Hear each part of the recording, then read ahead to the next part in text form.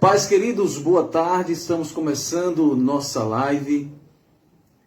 Ednilson de Assis com o tema Por que não houve decisão técnica do STF no caso Daniel Silveira?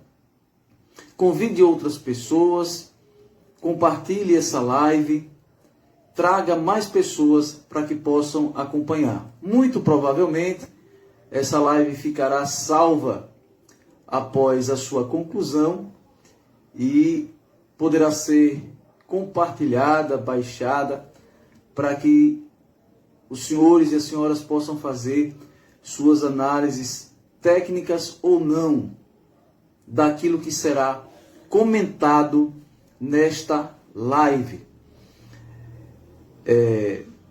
Conforme o próprio tema já nos coloca, não houve decisão técnica do STF no caso Daniel Silveira. Nós podemos começar, por exemplo, elencando 10 irregularidades que aconteceram no início e durante todo o processo. Por exemplo, a primeira dessas irregularidades, o artigo 43 do Regimento Interno do Supremo Tribunal Federal só permite a abertura de inquérito de infração à lei penal cometida nas dependências do tribunal. A fala infeliz, bem verdade, do deputado federal Daniel Silveira fora feita nas redes sociais. E um tribunal não pode expandir o seu território, inclusive para territórios internacionais.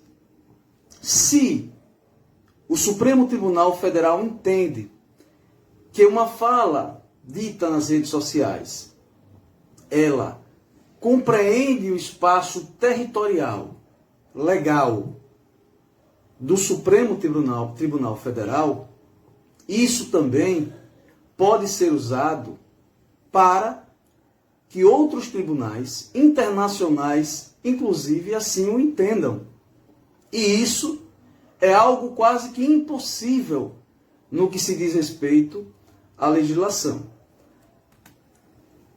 A segunda irregularidade que aconteceu no caso do Daniel Silveira e também durante o seu processo foi o desrespeito à livre distribuição processual e à garantia do juiz natural.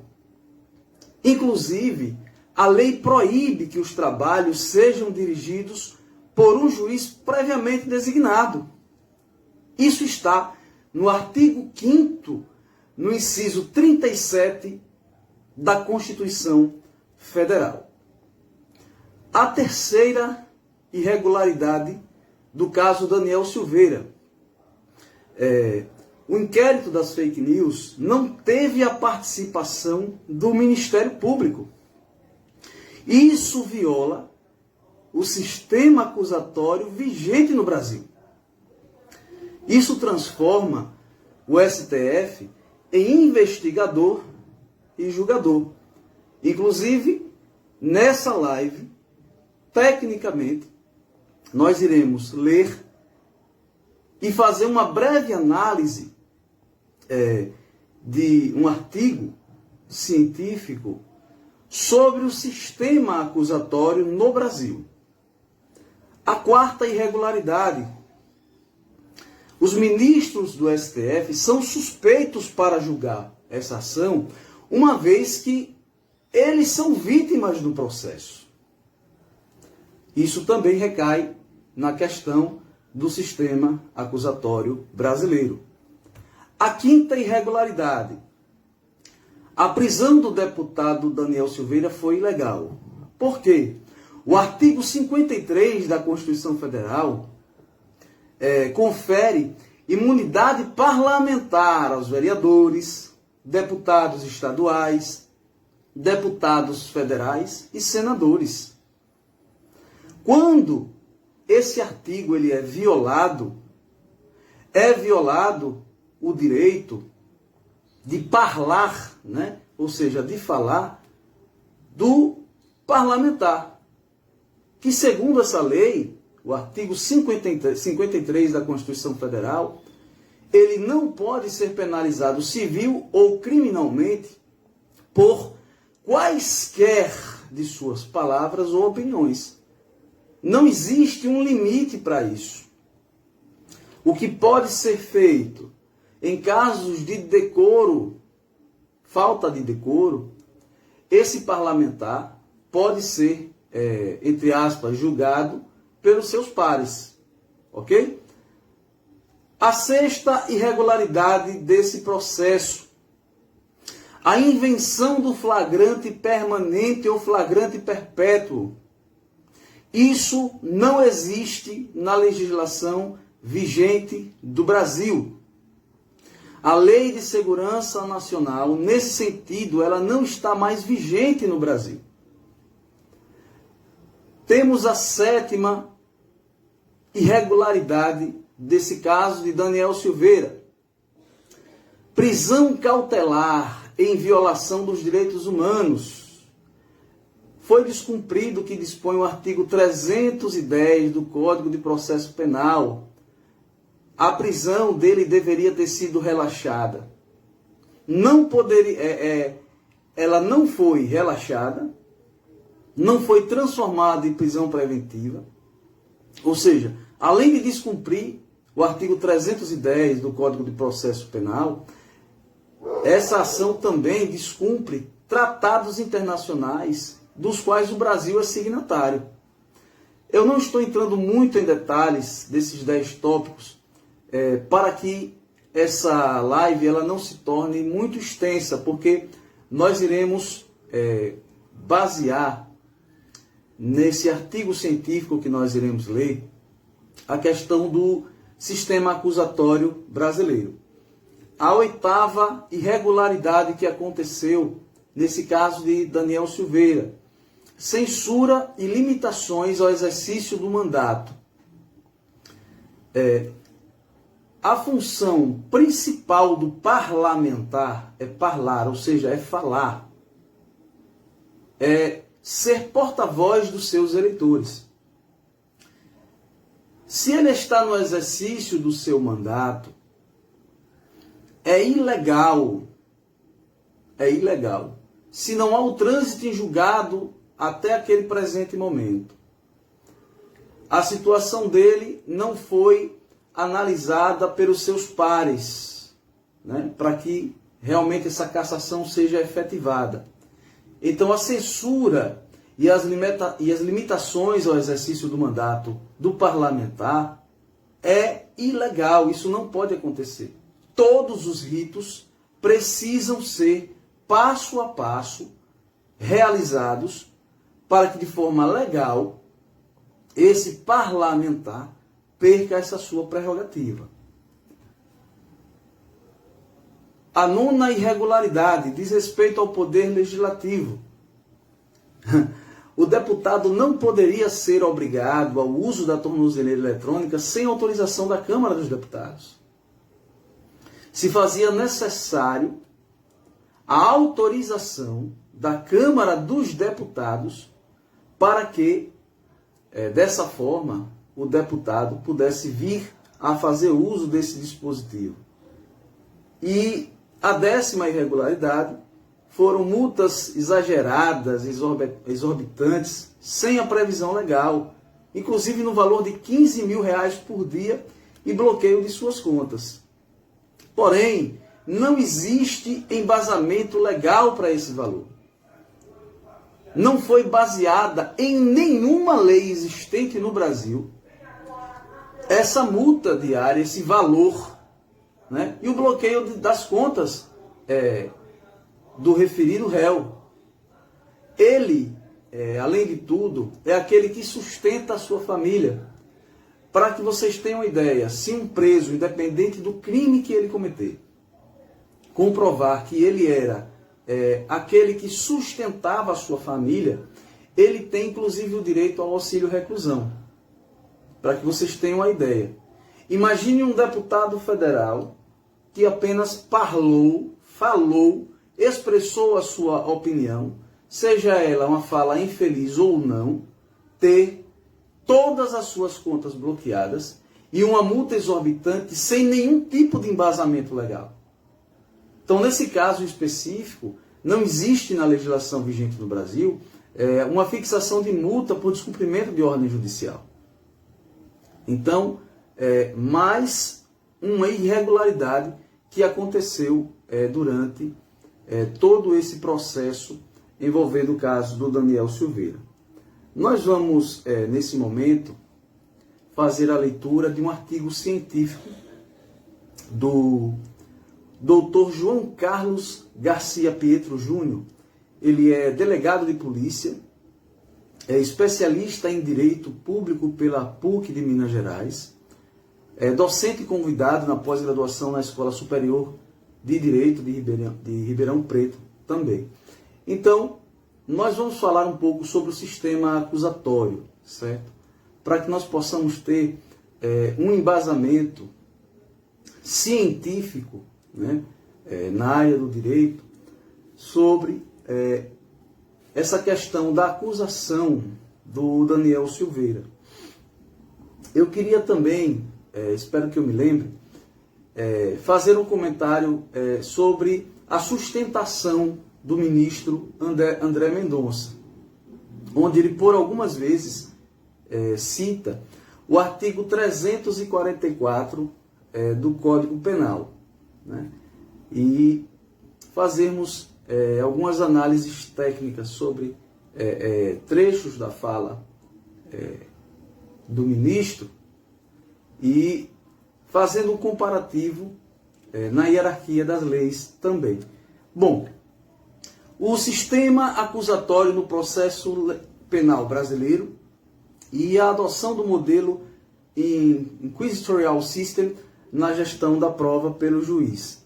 Não estranhem, eu vou abrir um parêntese aqui, não estranhem alguns termos em inglês que serão utilizados, porque são termos utilizados para esse fim, quando se refere ao sistema inquisitório em inglês. Então não estranhe alguns termos desse outro idioma que serão utilizados.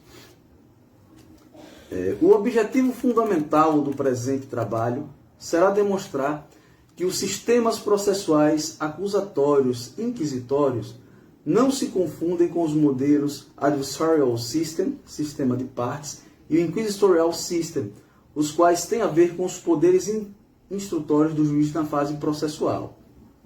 Um dos equívocos na doutrina nacional brasileira tem sido confundir o sistema processual acusatório com a correspondente busca da prova pelo juiz durante a estrutura processual.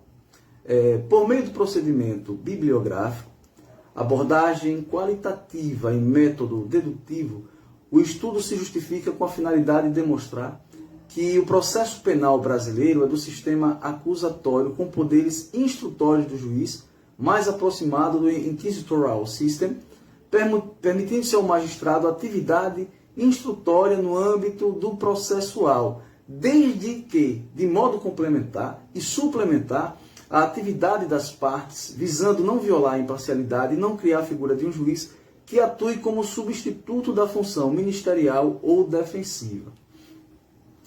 Outro parêntese. Toda essa parte de juridiquês, toda essa parte científica, eu vou, ao final, simplificar, né, numa explicação a respeito, no meu comentário sobre esse artigo científico. Eu vou pular aqui o abstract, que é a parte em inglês, né, e também das palavras-chave, vamos pular para a introdução. O presente artigo traz uma reflexão sobre os sistemas processuais penais e a adoção pelo direito brasileiro do sistema acusatório com um modelo mais aproximado do Inquisitorial System na busca da prova pelo juiz no campo processual penal. Um dos equívocos da doutrina nacional brasileira tem sido confundir o sistema processual acusatório com a correspondente busca da prova pelo juiz durante a estrutura processual. Nesse sentido, o objetivo será demonstrar que os sistemas processuais acusatórios e inquisitórios não se confundem com os modelos Adversarial System, sistema de partes, e Inquisitorial System, os quais têm a ver com os poderes instrutórios do juiz na fase processual. O trabalho procurou analisar, primeiramente, os sistemas processuais inquisitivo, acusatório e misto, apresentando as principais características de cada um deles. Em um segundo momento, apresentou a diferença dos modelos Adversarial System e Inquisitorial System na gestão da prova pelo juiz durante a fase processual, refletindo sobre o atual modelo brasileiro adotado. Justifica-se o estudo para afirmar que o processo penal brasileiro é do sistema acusatório com poderes instrutórios do juiz mais aproximado do Inquisitorial System, o que permite ao magistrado a atividade instrutória no âmbito processual, mas de modo complementar e suplementar a atividade das partes, visando não violar a imparcialidade e não criar a figura de um juiz que atue como substituto da função ministerial ou defensiva. O processo penal, a depender dos princípios que o orientam, pode ser inquisitivo, acusatório e misto, denominado por Tourinho Filho, 2003, como tipos de processo penal. Surgiu no direito canônico, a partir do século XIII, o sistema inquisitivo. Posteriormente, se propagou pela Europa, sendo empregado pelos tribunais civis até o século XVIII. O sistema processual inquisitivo ou inquisitório é marcado pela inexistência de contraditório e ampla defesa, em que as funções de acusar, defender e julgar encontram-se concentradas nas mãos de uma única pessoa ou órgão, denominada juiz inquisidor. Este assume postura acusatória, ao dar início ao processo criminal com a notitia criminis, produzir a prova e prolatar a sentença. Dotado de ampla liberdade probatória do sistema inquisitivo, o magistrado conduz o procedimento de forma escrita e sigilosa, podendo determinar de ofício a colheita de provas, tanto no curso das investigações quanto no curso do processo penal, independentemente do requerido pela acusação ou defesa. O acusado é tratado como mero objeto do processo e não como sujeito de direitos, havendo nítida mitigação dos direitos e garantias individuais legitimada pela louvada busca da verdade real ou material, admitindo-se, inclusive, a tortura para que uma confissão fosse obtida. É por isso que Aurí Lopes Júnior, 2007, página 68, bem assevera que esse sistema foi desacreditado, principalmente por incidir em um erro psicológico, crer que uma pessoa mesmo possa exercer funções tão antagônicas como investigar, acusar, defender e julgar. Não há dúvidas que a postura de um juiz inquisidor, com concentração de poderes instrutórios, compromete a garantia da imparcialidade e o postulado do devido processo legal, uma vez que o magistrado se compromete prévia e psicologicamente com a demanda que futuramente terá que julgar. O Código de Processo Penal, quando de sua entrada em vigor em 1941, teve grande inspiração fascista no Código Rocco da Itália, em que colocava o juiz em uma posição hierarquicamente superior às partes da relação jurídica processual, como no caso de ter conferido poderes para iniciar ação penal através do procedimento denominado judiciae reforme, sem observar o princípio da inércia da jurisdição, conforme Távora e Alencar, 2017. Ou quando o juiz é chamado a exercer a fiscalização anômala do princípio da obrigatoriedade da ação penal ainda na fase investigativa, artigo 28 do Código do Processo Penal. Embora o parquet tenha sido elegido constitucionalmente para propor a ação penal pública, quando houver elementos suficientes de autoria e materialidade delitiva, ou promover o arquivamento diante da ausência desses elementos informativos. Embora atualmente o Código de Processo Penal tenha sofrido diversas alterações ao ponto de procurar superar de vez o sistema inquisitório, ainda há resquícios da figura do juiz inquisidor, como no dispositivo previsto no artigo 156, inciso 1º, introduzido pela Lei nº 11.690 de 2008, que conferiu ao magistrado a possibilidade de ordenar de ofício, mesmo antes de iniciar a ação penal, a produção de provas consideradas urgentes e relevantes, observando a necessidade, adequação e proporcionalidade da medida. No mesmo sentido, a redação do artigo 311 do Código de Processo Penal, alterado pela Lei nº 12.403 de 2011, que em uma leitura apressada seria possível a decretação de prisão preventiva de ofício pelo juiz na fase investigativa, fato que não é aceito pela esmagadora doutrina para não comprometer a imparcialidade do julgador. Sistema acusatório. Como no direito grego, segundo Lopes, 2007, página 58, no modelo acusatório há uma nítida separação das funções de acusar, defender e julgar, conferida a partes distintas com igualdade de condições na relação processual. Segundo Ferrajoli, 2008, página 518, são características principais do sistema acusatório a separação rígida entre o juiz e a acusação, a paridade entre acusação e defesa, a publicidade e a oralidade do julgamento. Já no sistema inquisitivo, existe a frequente iniciativa do juiz em campo probatório, a disparidade de poderes entre acusação e defesa e o caráter escrito e secreto da instrução. No sistema acusatório, os princípios do contraditório, da presunção da inocência, da ampla defesa e da publicidade conduzem todo o processo. O princípio da verdade real é substituído pela busca da verdade, pois sabe-se não existir nenhuma verdade judicial que não seja uma verdade processual. Pacelli, 2017, 20.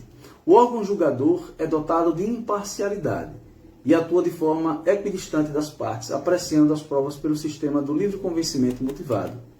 Na fase preliminar investigativa, o juiz deve ser chamado a intervir apenas para garantir se os direitos fundamentais do investigado estão sendo preservados, se abstendo de produzir prova de ofício. Já na fase processual, admite-se que o magistrado tenha poderes instrutórios, mas essa iniciativa deve ser em caráter de exceção, como atividade subsidiária e complementar à atuação das partes.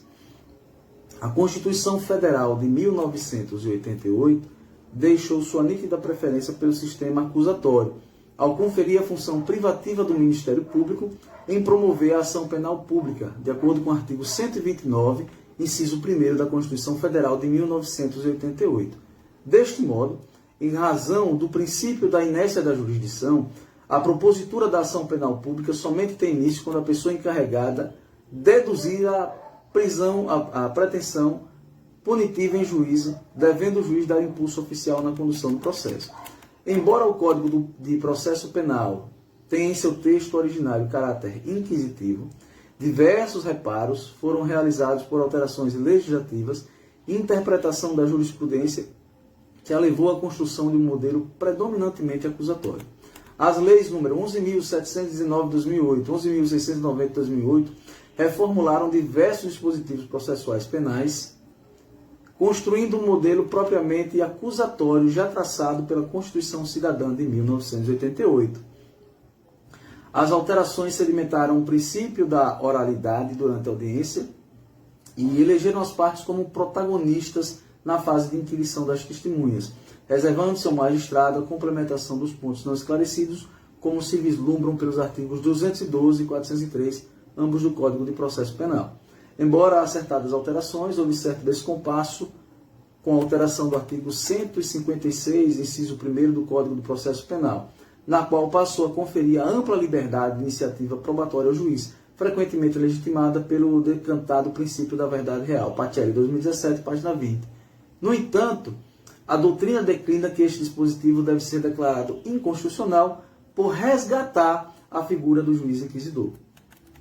Sistema misto ou francês. O sistema misto remonta à Revolução Francesa, e mais precisamente no ano de 1808, com o surgimento do famoso Code d'instruction criminelle francês. Trata-se de um modelo em que ocorreu a fusão entre os dois modelos anteriores. Denominou-se, pois, se desdobra em duas fases distintas. A primeira de natureza inquisitorial, sob a presidência do juiz, que inicia a investigação sem contraditório, com instrução escrita, secreta e sem acusação. A segunda, de caráter acusatório, a cargo do Ministério Público. Este apresenta a acusação formal, o acusado se defende e o juiz julga a demanda, prevalecendo a oralidade, publicidade e presunção de não culpabilidade. Como bem salienta Eugênio Pacelli, 2017, página 19, abre aspas, nesse sistema processual, a jurisdição também se iniciaria na fase de investigação e sob a presidência do magistrado, o juiz de instrução, tal como ocorre no sistema inquisitório. No entanto, a acusação criminal fica a cargo de outro órgão, o Ministério Público, que não o juiz, característica já essencial do sistema acusatório. Exatamente por isso, denominou-se referido sistema de sistema misto, com traços essenciais dos modelos inquisitórios e acusatórios. Quando o Código de Processo Penal entrou em vigor, em razão da inspiração no modelo fascista italiano, entendia-se que o sistema previsto era misto, principalmente por haver uma preliminar inquisitorial traçada pelo inquérito policial de natureza escrita e sigilosa. Após iniciado o processo com a acusação formal do Ministério Público, ocorreria a fase acusatória. No entanto, com o advento da Constituição Federal de 1988, não há dúvidas de que restou claro a separação das funções de acusar, defender e julgar, assegurando-se a salvaguarda dos princípios do contraditório e ampla defesa, publicidade, oralidade e presunção de não culpabilidade. Assim, o Código do Processo Penal deve ser interpretado e relido à luz dos direitos, garantias e princípios emanados pela nova ordem constitucional. Modelos Adversarial System e Inquisitorial Systems na gestão da prova pelo juiz. Insta a salientar que os sistemas acusatórios e inquisitórios vistos não se confundem com os modelos Adversarial System, sistema de partes, e Inquisitorial System, os quais têm a ver com os poderes introdutórios do juiz durante o processo. Este tem sido um dos equívocos da doutrina nacional brasileira ao confundir o sistema processual acusatório com a correspondente busca da prova pelo juiz durante a estrutura processual. Caracteriza a Adversarial System um modelo em que o juiz é eminentemente passivo no campo da iniciativa probatória, sendo que há primazia das partes na determinação do processo e na produção das provas, próprio dos países anglo-saxônicos, a exemplo do direito norte-americano. Já no Inquisitorial System, a atividade probatória recai de preferência sobre o juiz, no sentido de que a proposta demanda pela parte, o processo se desenvolve por impulso oficial, o qual se difundiu pela Europa continental e países influenciados, a exemplo da França e Suíça. Grinover, 2005, página 16. Assim, abre aspas, um sistema acusatório pode adotar o Adversarial System ou o Inquisitorial System. Grinover, 2005, página 16, na correspondente busca pela prova do juiz durante a fase processual. A discussão é travada por autores que, de um lado, sustentam, pela necessidade de se vedar ao juiz, qualquer poder de iniciativa probatória, mesmo durante o processo, e outros que afirmam a necessidade do magistrado produzir provas.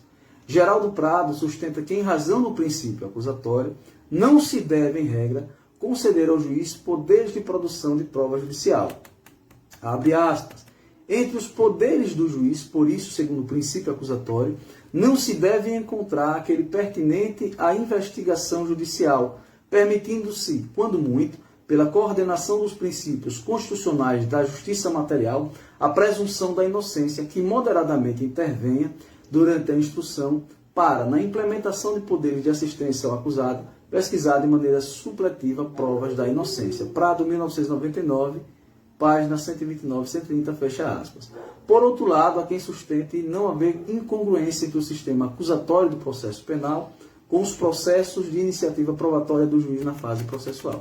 Nesse sentido, a da Pellegrini e Grinover preceitua, abre aspas, a visão do Estado social não admite a posição passiva e conformista do juiz pautada por princípios essencialmente individualistas. O processo não é um jogo em que pode vencer o mais poderoso ou o mais astucioso, mas um instrumento de justiça pelo qual se pretende encontrar o verdadeiro titular do direito.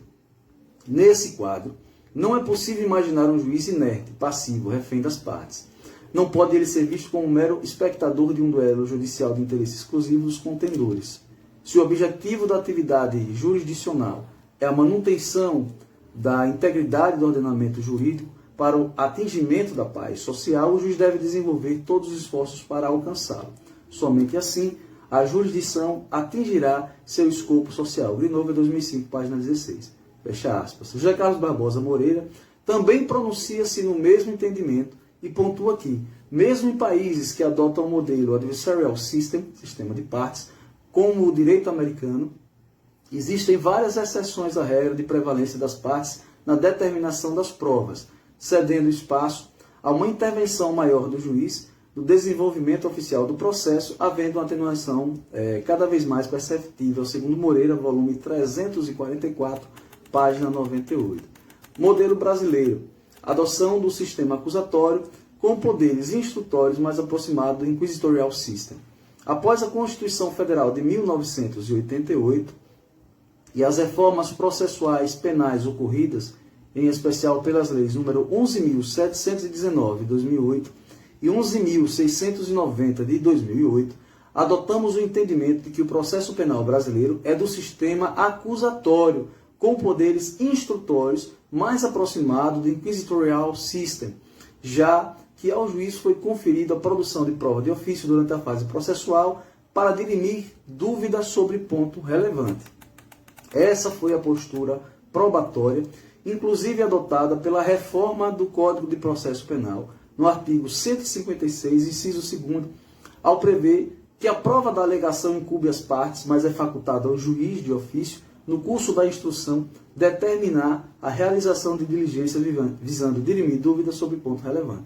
De fato, colocar o juiz em uma postura eminentemente passiva, probatória durante a instrução criminal, seria incompatível com nossa realidade atual e a essência do processo penal, já que conviveríamos com a possibilidade de condenação ou absolvição de alguém pela insuficiência defensiva ou acusatória. Pacelli, 2017, página 21. Arremata ainda o jurista Luiz Greco, abre aspas.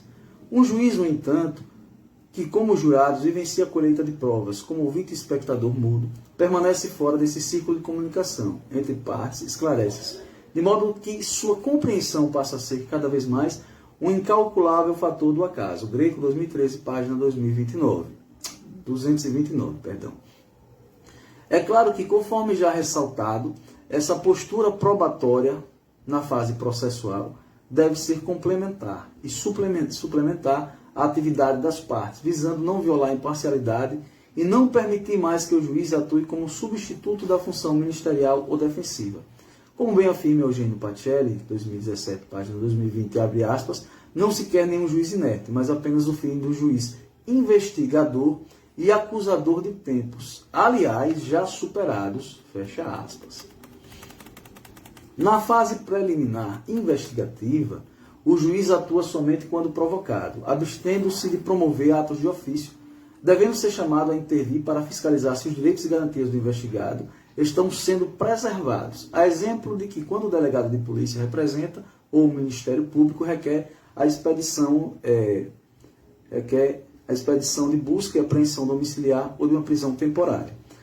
Essa também é a postura do Supremo Tribunal Federal, que no julgamento da ADIM número 1570, dígito 2, decidiu pela inconstitucionalidade do artigo 3º da Lei 9.034/95, no que se referia aos dados fiscais e eleitorais, que trazia a figura do juiz inquisidor, juiz que poderia adotar direta e pessoalmente as diligências previstas no artigo 2º, inciso 3º do mesmo diploma legal, o acesso a dados, documentos e informações fiscais, bancárias, financeiras e eleitorais. Referido dispositivo conferiu ao magistrado poderes para diligenciar pessoalmente na obtenção de elementos informativos pertinentes à persecução penal de ilícitos e decorrentes da atuação de organizações criminosas, com dispensa do auxílio da Polícia Judiciária e do Ministério Público, constituindo afronta ao sistema acusatório.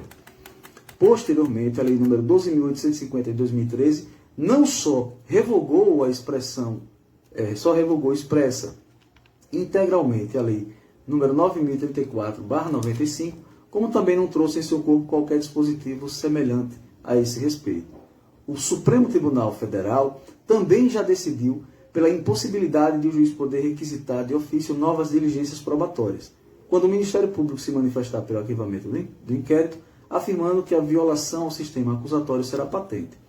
STF, HC número 82.507/SE, é o seu público pertencente à primeira turma DJ 19.12/2002, página 92. Portanto, se o Supremo Tribunal Federal concluiu pela inconstitucionalidade do juiz inquisidor previsto no artigo 3º da revogada lei número 9034/95, bem como pela impossibilidade de requisição de ofício pelo juiz de diligências investigativas, conclusão semelhante deverá se dar em relação à nova redação do artigo 156, inciso 1º do Código do Processo Penal, por resgatar traços já superados do juiz inquisidor. Já no curso do processo criminal, admite-se que o magistrado tenha poderes instrutórios, mas essa iniciativa deve ser como atividade subsidiária e complementar a atuação das partes. Até porque, quando o juiz requisita a produção de uma prova na fase judicial, muitas das vezes não sabe qual das partes irá se beneficiar dela. Em um processo publicista, não é possível imaginar um juiz iminente passivo e refém das partes. Ao contrário, o magistrado deve estimular o contraditório para suprir a deficiência dos litigantes, superar as desigualdades e favorecer a paridade das armas. Gnova, 2005, página 24. Interessante a colocação de Alexandre Freitas Câmara, 2008, página 17, ao esclarecer que o Estado brasileiro é de postura mais ativa, Estado intervencionista com característica de bem-estar social e não reativo. Estados minimalistas com características mais liberais, como os países americanos, pois a Constituição Federal, em seu artigo 3º, inciso 1º, preceitua como objetivo fundamental a construção de uma sociedade justa, livre e solidária, concluindo não ser possível a construção de uma sociedade justa se o processo não produz decisões verdadeiras. Pontua ainda o autor, ao tratar da análise dos dois modelos do direito comparado, Adversarial System e Inquisitorial System, que não se pode fazer uma relação automática entre democracia ou autoritarismo e a adoção de um ou outro desses modelos, pois a ninguém é dado negar o caráter democrático do sistema norte-americano e do sistema suíço e francês, os quais adotam modelos opostos. Conclusão. À guisa de conclusão, verifica-se que o processo penal brasileiro é do sistema acusatório com poderes instrutórios do juiz mais aproximado do Inquisitorial System, já que a legislação processual penal permite ao magistrado de ofício a atividade instrutória no âmbito processual para dirimir dúvidas sobre ponto relevante. É claro que esta gestão de prova pelo juiz deve ser de forma subsidiária e complementar as atividades das partes, visando não violar a imparcialidade e não criar a figura de um juiz que atue como substituto da função ministerial ou defensiva. O caráter ativo do Estado democrático brasileiro, ao querer buscar uma sociedade justa, livre e solidária, não permite que o processo penal publicista seja visto apenas como um jogo em que mais um poderoso vence. O poder instrutório do juiz na fase judicial representa um instrumento valioso para se buscar atingir a igualdade real das partes, bastando ao magistrado estimular o contraditório, a ampla defesa na prova de ofício por ele requeridas.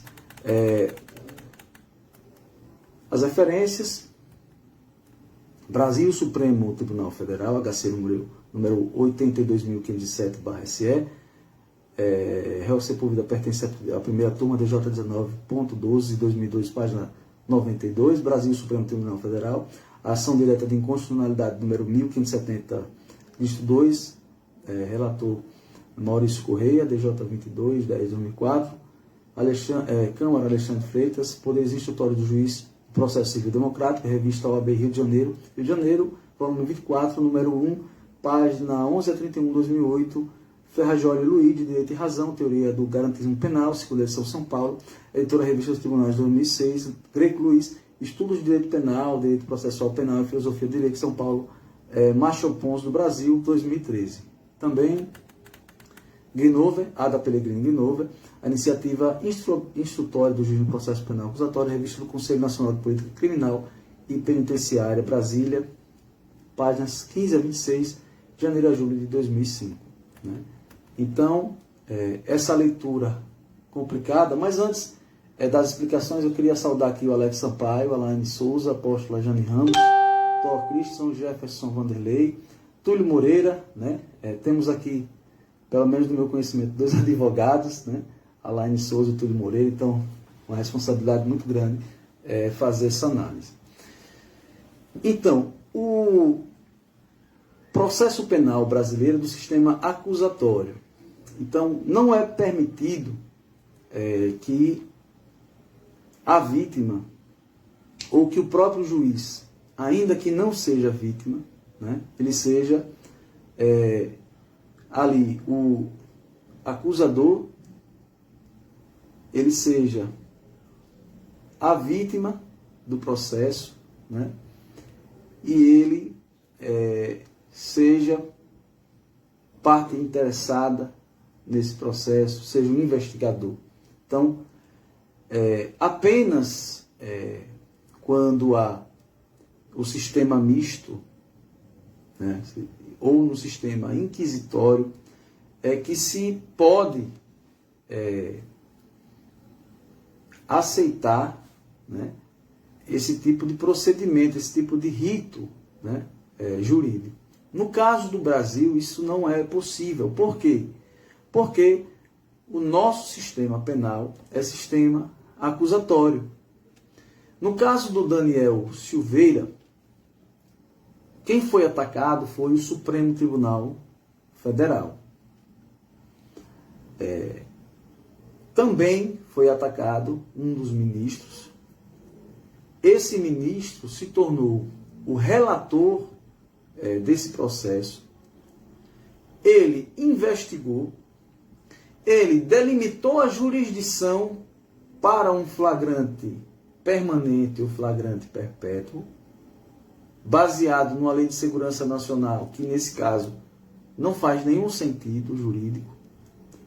Ele é vítima, o Supremo Tribunal Federal é vítima, é investigador e é acusador. O nosso sistema brasileiro, o nosso processo penal, ele não permite esse tipo de situação. Portanto, onde está a tecnicidade quando um julgamento é feito fora do sistema acusatório brasileiro? Isso, no que diz respeito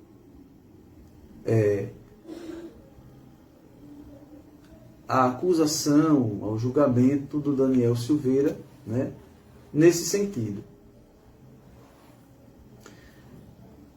Partindo, por exemplo, para a sustentação que fez o ministro André Mendonça, mas antes,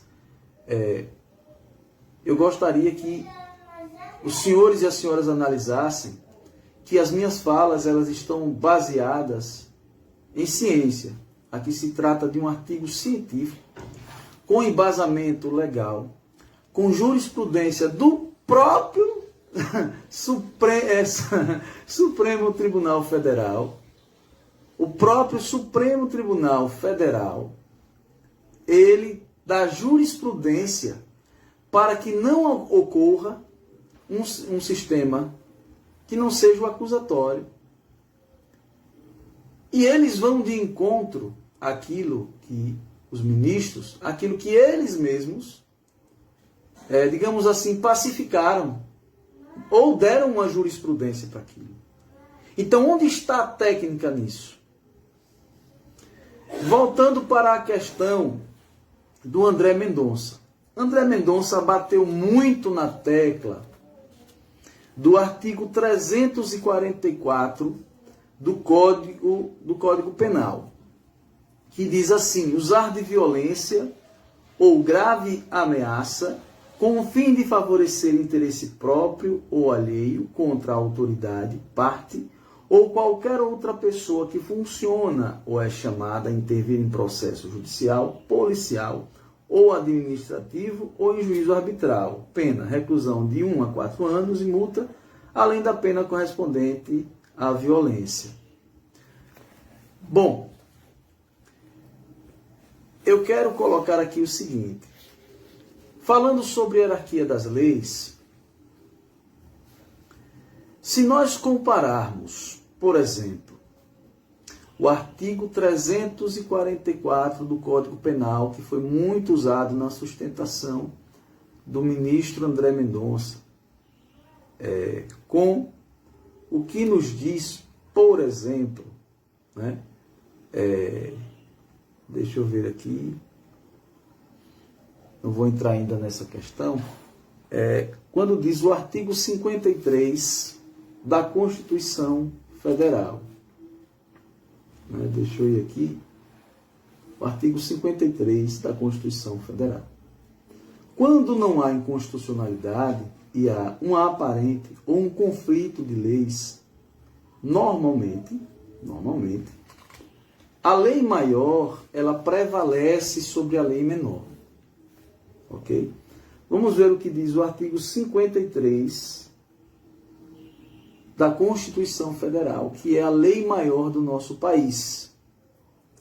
Os deputados e senadores são invioláveis, civil e penalmente, por quaisquer de suas opiniões, palavras e votos.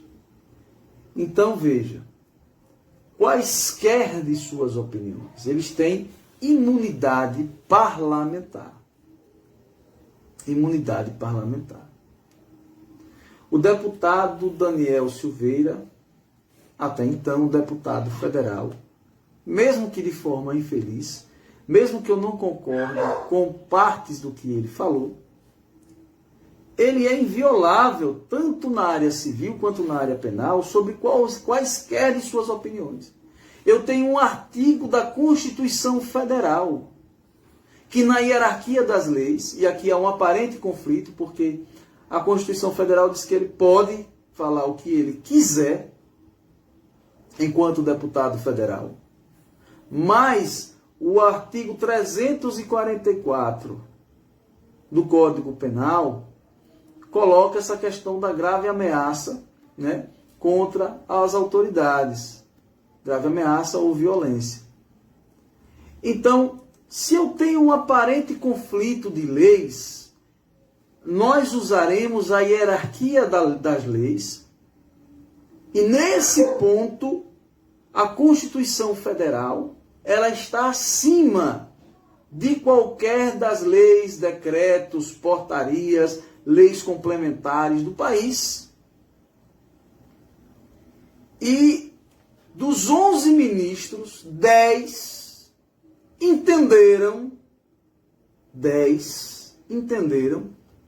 que o artigo 344 do Código Penal estava acima da Constituição Federal. Vou repetir. Num aparente conflito de leis, ou em um real conflito de leis, a lei maior vai sobrepujar a lei menor. Onde está a técnica, senhor André Mendonça? Ministro André Mendonça, onde está a técnica quando o senhor coloca a Constituição Federal abaixo do Código Penal? Eu gostaria que o senhor me respondesse.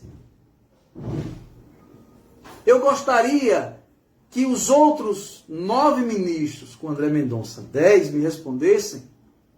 Onde está a técnica, onde está a decisão técnica, quando a lei maior, num aparente choque, conflito de leis, é colocada abaixo da lei menor?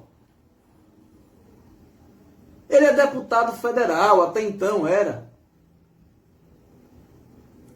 Inclusive, no início da nossa live, vai ficar gravado, os senhores podem depois conferir. Já no início, no meio, no andamento, no fim. Houve pelo menos 10 irregularidades desse processo. Não estou entrando no mérito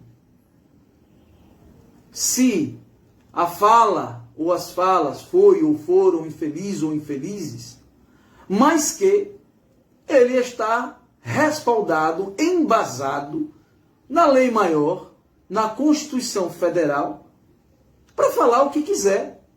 No máximo, ele poderia ser processado por calúnia, difamação, injúria. Inclusive, existe a possibilidade do Daniel Silveira ser enquadrado no artigo 17 do Código Penal chamado crime impossível. Porque, sinceramente, com todo o aparato que tem os ministros do Supremo Tribunal Federal, era realmente possível o deputado federal Daniel Silveira concluir o suposto crime? Veja o que diz o artigo 17 do Código Penal, crime impossível. Não se pune a tentativa quando, por ineficácia absoluta do meio ou por absoluta impropriedade do objeto, é impossível consumar-se o crime. Eu vou mais além. Lei 7.209, de 11/7/1984, artigo 1º. Artigo 17, é isento de pena quem comete crime por erro quando é um fato que constitui, ou quem por erro plenamente justificado pela circunstância supõe situação de fato que se existisse, tornaria a ação legítima. Erro culposo, artigo 1º, não há isenção de pena quando o erro deriva de culpa ou o fato é punível como crime culposo. Erro determinado por terceiro, parágrafo 2º, responde pelo crime o terceiro que determina o erro. Erro sobre a pessoa, parágrafo 3º, o erro quando a pessoa contra o qual o crime é praticado não isenta de pena, não se consideram nesses casos condições ou qualidades da vítima, senão as das pessoas contra quem o agente queria praticar o crime. Mas vamos nos deter ao artigo 17, crime impossível. Não seria nenhum absurdo jurídico a hipótese do artigo 17 ser enquadrado nessas falas do deputado Daniel Silveira, crime impossível. Eu entendo que as ameaças das falas dele, tamanho o aparato que é dado aos ministros do Supremo Tribunal Federal, seria impossível de ser consumado. E não se pune a tentativa quando há ineficácia absoluta do meio. Não se pune. Eu volto à pergunta. Talvez algum jurista que esteja nos vendo ao vivo ou na gravação entenda diferente. Mas sejamos honestos, sejamos práticos. A fala ou as falas, infeliz ou infelizes, do deputado Daniel Silveira, eram possíveis de se concretizar? Sejam honestos, sejam práticos, ok? Sejam honestos, sejam práticos. Sejam práticos. Sejam práticos. Isso é um crime impossível. Então eu pergunto, onde está a técnica? Essa argumentação do ministro André Mendonça, de que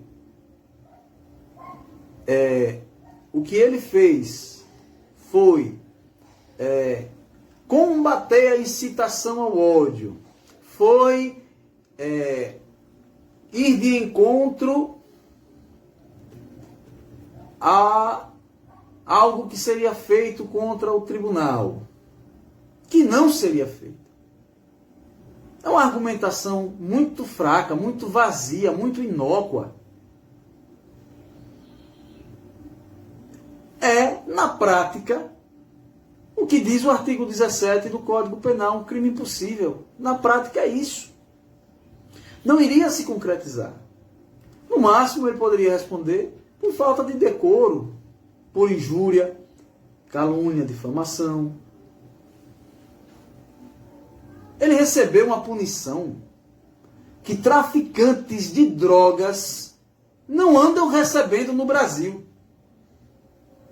Aliás, pense numa classe protegida pelo Poder Judiciário brasileiro, são os traficantes de drogas. Eu queria saber por que o Poder Judiciário brasileiro protege tanto os traficantes de drogas. Os senhores poderiam me responder, mas eu queria fazer uma pergunta ao ministro André Mendonça e, por osmose, ela vai também aos demais ministros do Supremo Tribunal Federal. A procuradora que esfaqueou um boneco do presidente Bolsonaro vai responder por incitação ao ódio? Será levada ao tribunal por isso? Aquela senhora que agrediu verbal, psicológica e fisicamente a colaboradora da empresa Avan, pura e simplesmente por estar vestida com o uniforme da empresa para a qual trabalha, será punida duramente? Será? Não será. E o princípio da isonomia? Onde está a técnica aí? Por favor, me respondam. Se houver algum jurista que consiga colocar isso, né, na minha mente, entre aspas, tapada, para que eu possa entender. Então, diante do que nós lemos sobre o sistema acusatório brasileiro, do processo penal brasileiro, que é o sistema acusatório, melhor dizendo, né? Que mais se aproxima, embora o nome pareça inquisitório, mas não é, né, do Inquisitorial System,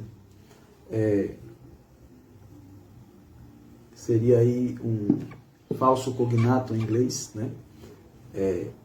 Diante daquelas 10 irregularidades que nós apresentamos no início da live, diante de vários artigos do Código Penal, da Constituição, leis complementares, Código de Processo Penal, os senhores e as senhoras ainda acreditam que a decisão do Supremo Tribunal Federal, que a decisão do ministro André Mendonça foi técnica? Os senhores e as senhoras ainda acreditam nisso? Veja que eu não estou aqui trazendo argumentações sem base científica. Vejam que eu não estou trazendo argumentações sem base nas legislações vigentes, na hierarquia das leis. Fica muito claro para aqueles que querem ver